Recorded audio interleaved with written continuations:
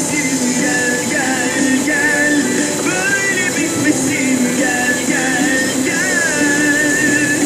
Oğlum başka işim gücüm yok ya. Gel çok özledim gel gel gel, çok çaresizim gel gel gel, böyle bitmesin gel gel gel. İnternete koy lan. Nasıl işlediğini. Koyacağım abi internete koyacağım.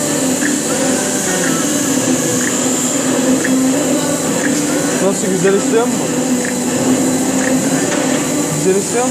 İşliyor, işliyor.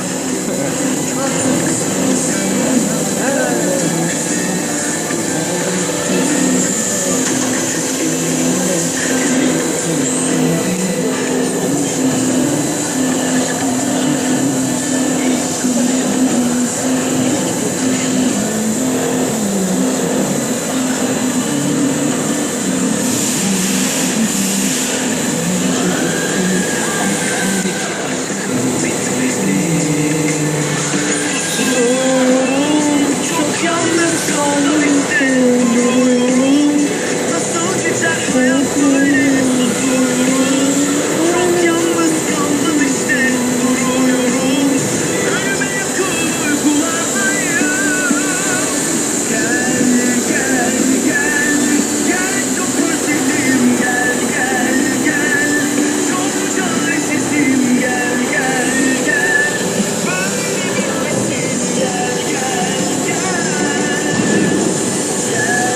Gel gel gel, çok özledim gel gel gel, çok çaresizim gel gel gel, böyle bitmesin. Evet sayın seyirciler, TNT büyük bir tezgahtır. Gel çok özledim, çok çaresizim. Şu an profilde boşaltma yapıyoruz.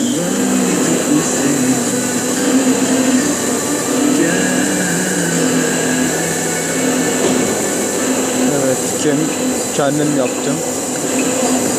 Programlar kendimden.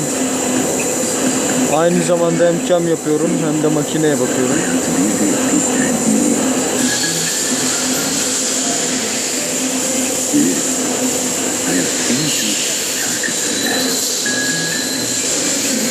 Evet, köşe yapıyor şu an.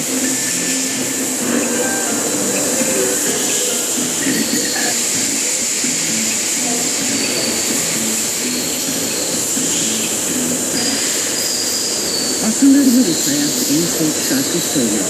Ve Türkler hesabımızda Arzu Andat'ın şarkımız belki aramızda hızlıca ve rahat arkadaşlık düşünüyor. Aslında şarkılar madem yoksa zaman dönemimizde bir elimizde tutup hayata devam etme çabasının tezahüründür.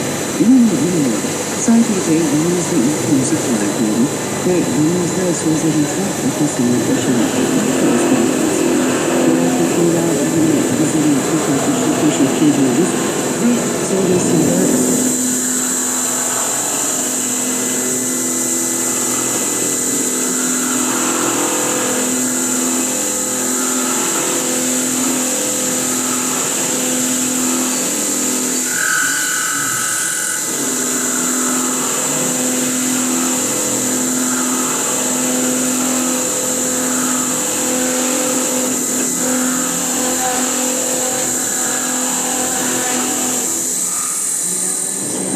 Su yırtalım yoksa frezemiz yanabilir.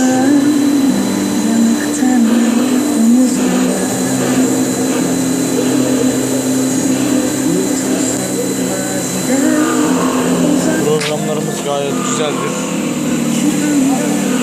CNC.